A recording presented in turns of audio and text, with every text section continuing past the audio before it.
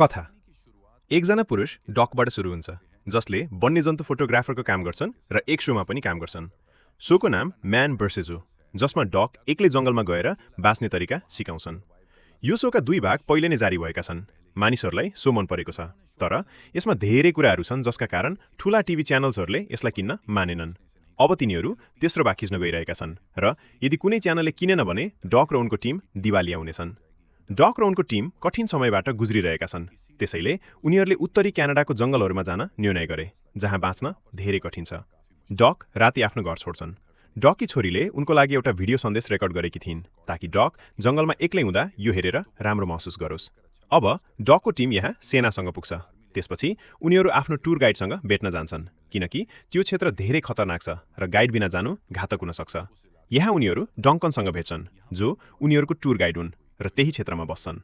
उनीहरू डक र उनको टिमलाई ढुङ्गामा चढाएर जंगलमा लग्छन्। डकलाई यहाँ 5 दिन एक्लै बिताउनु छ, त्यसपछि उनको टिम फर्किनेछ। डकलाई स्याटेलाइट फोन दिइएको छ, ताकि कुनै समस्या भए तुरुन्तै साथीहरूसँग सम्पर्क गर्न सकुन्। डकले यी 5 दिनमा आफ्नो बाँच्ने भिडियो रेकर्ड गर्नु छ। यी मानिसहरू अलिकति अगाडि बढेका थिए जब वर्षा सुरु भयो। डङ्कनले उनलाई व्याख्या गर्छन् कि यदि यहाँ बाँच्न चाहन्छौ भने यस्ता कुराहरू सामना गर्नुपर्छ। उनीहरू डकलाई जंगलको किनारमा छोडेर फर्किन्छन्। उनीहरू गएपछि डकले आफ्नो क्यामेरा अन गरेर शो सुरु गर्छन्। त्यसपछि डकले आफ्नो झोला खोलेर सामान जाँच्न थाल्छन्। उनको योजना यो हो कि झोलामा रहेका सामानले 5 दिन जंगलमा बाँच्नु छ। अब उनले सुत्ने व्यवस्था गर्नु छ, त्यसैले ऊ उच्च स्थानमा पुग्छ जहाँ ऊ सुत्ने आश्रय बनाउनेछ। यो सबै सूर्यास्त हुनुभन्दा पहिले गर्नु छ। ऊ भाँचिएको रुखबाट केही काठ ल्याउँछ, तर काम सुरु गर्दा एउटा सानो काठको टुक्रा उनको नङमा अड्किन्छ, जसले धेरै दुख्छ, तर ऊ त्यो टुक्रा फाल्छ। आश्रय तयार भयो र रात पर्न केही समय बाँकी छ। अब आगोको व्यवस्था गर्नु छ, ताकि रातमा जंगली जनावरहरूबाट सुरक्षित रहन्। ऊ ऊर्जा ड्रिङ्कको बोतल प्रयोग गर्छ, यसको धातु भाग घिसेर आगो बाल्छ।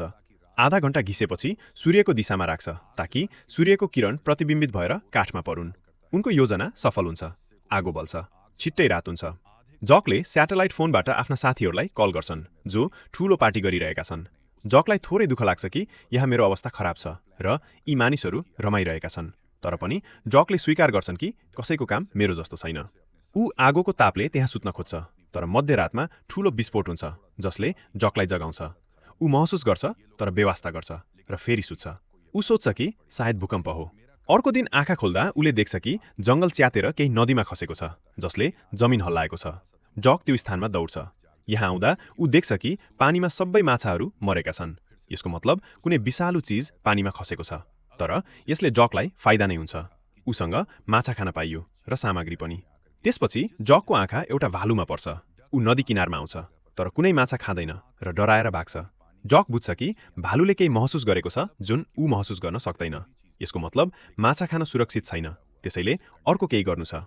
ऊ आफ्नो टिमलाई यो बारे जानकारी दिन चाहन्छ, किनकि उलाई पनि थाहा छैन नदीमा के भयो।